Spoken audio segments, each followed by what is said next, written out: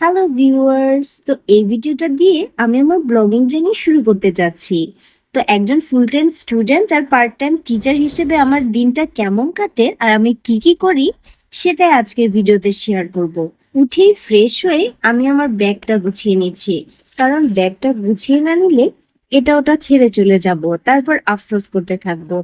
এরপর আমি আমার আউটফিটটা বের করে নিলাম।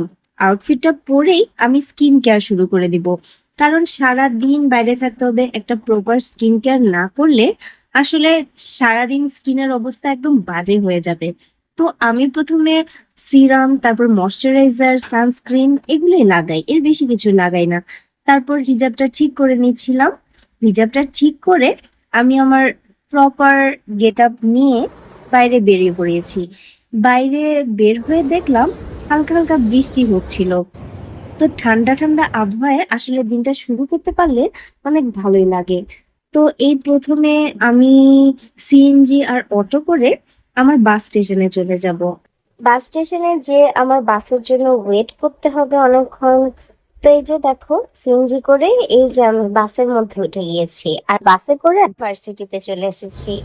ভার্সিটিতে এসে দেখি ক্লাস শুরু হয়ে গেছে। ক্লাসের মাঝখানে অবশ্য আমি নাস্তা করতে বের হয়েছিলাম, কারণ সকালবেলা নাস্তা করে বের হয়নি, তো একটা স্যান্ডউইচ খেয়ে নিচ্ছি। এরপর এখানে দেখো, ডাকসু নির্বাচন উপলক্ষে অনেক অনেক লিফলেট পাওয়া যাচ্ছে। এই লিফলেট নিয়ে আমি নীলক্ষেতের উদ্দেশ্যে রওনা হয়েছি। তারপর নীলক্ষেত থেকে আমার বই কিনে আমি আমার ভার্সিটিতে ব্যাক করেছি। আর ভার্সিটিতে ব্যাক করে আমি ভার্সিটির বাস ধরে আবার বাসার উদ্দেশ্যে রওনা হলাম। বাসায় আসতে আসতে প্রায় আমার সন্ধ্যা হয়ে গিয়েছিল।